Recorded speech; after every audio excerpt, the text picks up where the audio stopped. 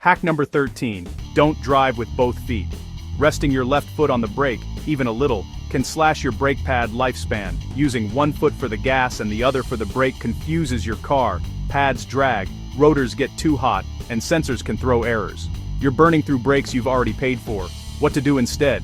Keep your left foot firmly on the floor and operate both pedals with your right foot. If you're used to driving with 2 feet, practice single foot control in a quiet lot. Move your right foot smoothly between the gas and brake, but don't rest it on the brake. Hover just above instead. In automatics, your right foot does all the work. In manuals, the left is only for the clutch. If you notice your brakes smelling hot after regular trips or pads wearing out before 20,000 miles, this habit could be the culprit. Change it now or you'll be replacing rotors sooner than you think. And believe it or not, there's an even more damaging brake habit coming up next. Hack number 12. Avoid hard braking. Heat is your brake system's enemy. Every time you slam on the brakes, temperatures soar, leading to glazed pads, warped rotors, and even boiled brake fluid. Make this a regular habit and your brakes won't last. How to brake smarter. Look ahead and keep a buffer from traffic. Start slowing early. Don't wait until the last second to hit the pedal. Apply steady, moderate pressure. On highways, ease off the accelerator and let your car coast. In city driving, leave extra space. Of course, emergency stops are necessary, but don't turn them into your default. If your steering wheel shakes or you hear grinding after a hard stop, some damage is already done. Check your pads and rotors. Yet, there's a hidden brake problem lurking that most drivers don't think about. It comes from inside the brake system. Hack number 11. Replace brake fluid. Regularly.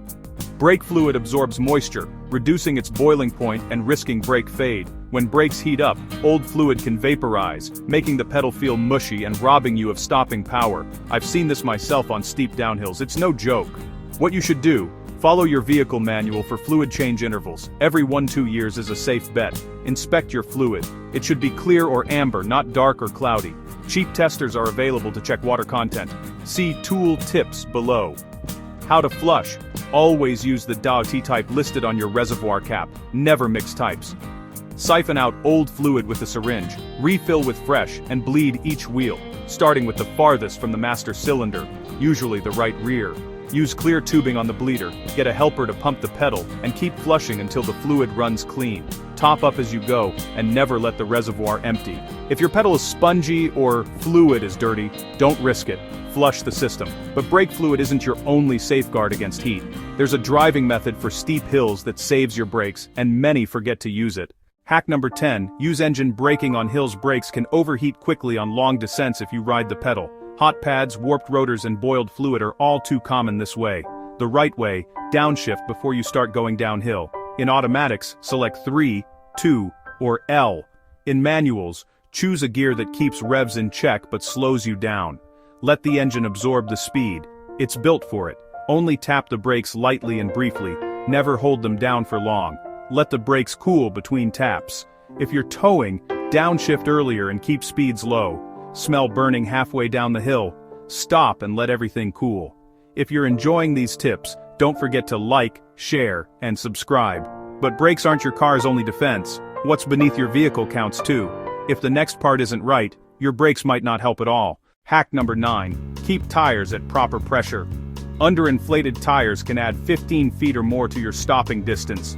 Tires are your only contact patch with the road. If they're low, your braking suffers and ABS can't work right. How to check: use the recommended pressure from your door sticker, not the tire's sidewall. Use an accurate gauge, not the one at the gas station. Check when tires are cold for the best reading. Heat affects pressure. Adjust as needed. Most cars call for 30-35 psi. But check your manual. Look for uneven wear. Worn edges mean too little air. Center wear means too much. Inspect every month and before road trips. Don't ignore the TPMS warning. Hack number 8. Don't overload your car. Every extra 100 pounds increases your stopping distance. Brakes are designed for a certain weight. Extra load makes pads and rotors work harder, creating more heat and faster wear. Overloading also stresses your suspension and tires. I've seen pads crumble and rotors crack just from too much cargo. How to avoid it: find your vehicle's GVWR, gross vehicle weight rating, on the door sticker. This covers your car, passengers, and all cargo. If you're towing, include the tongue weight.